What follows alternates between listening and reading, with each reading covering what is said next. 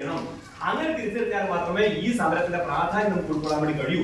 ഞാൻ നേരത്തെ പറഞ്ഞ പോലെ 20ഓളം പണിമുടക്കുകൾ വരുമ്പോ ഓരോ കൊല്ലവും ഈ പണിമുടക്കത്തിൽ അണിനിരക്കുന്ന തൊഴിലാളികളുടെ എണ്ണം പടിപടിയായി വർദ്ധിച്ചുകൊണ്ടിരിക്കുകയാണ്.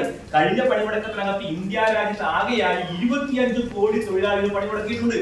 ഒന്നും രണ്ടുമല്ല, 25 കോടി തൊഴിലാളികൾ പണിമുടക്കിയ ഐതിഹാസികമായ പണിമുടക്കമാണ് കഴിഞ്ഞ വർഷം നടന്നത്. അപ്പൊ ഇങ്ങനെ പണിമുടക്കത്തിലേക്ക് എല്ലാ ആളുകളെയും വന്നുകൊണ്ട് നമുക്ക് എന്താണ് ഈ ഗവൺമെന്റിനെ മാറ്റാൻ വേണ്ടി കഴിയുമോ എന്നുള്ള ചിന്ത ഒരു കൃത്യമായ ചർച്ച ഇന്ത്യ രാജ്യത്ത് നടന്നുകൊണ്ടിരിക്കുകയാണ്. ഇപ്പൊ ആ ഒരു ചർച്ച ഫലപ്രദമായി നടക്കുന്നതുകൊണ്ട് തന്നെയാണ് ഈ പണിമുടക്കത്തിൽ ഇപ്രാവശ്യത്തെ പണിമുടക്കത്തിൽ ആര് പിന്മാറിയത്? BMS പിന്മാറി.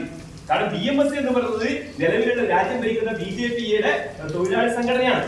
അവർക്ക് ഈ പണിമുടക്കത്തിന്റെ മറ്റൊരു മെറിറ്റൊക്കെ മനസ്സിലായെങ്കിലും ഈ മെറിറ്റിലൂടെ ഗുണം കിട്ടാൻ വേണ്ടി പോകുന്ന തൊഴിലാളികൾക്കാണെങ്കിൽ സ്വാഭാവികമായിട്ടും അവസാനിക്കാൻ വേണ്ടി പോകുന്നത് NDA-യുടെ കേന്ദ്രഭരണമാണെന്ന് തിരുത്തലിന്റെ ഭാഗമായിട്ട് BJP നേതൃത്വം കൊടുക്കുന്ന ഈ എന്താ പറയുക തൊഴിലാളി സംഘടന BMS ഈ പണിമുടക്കത്തിൽ പിന്മാറി.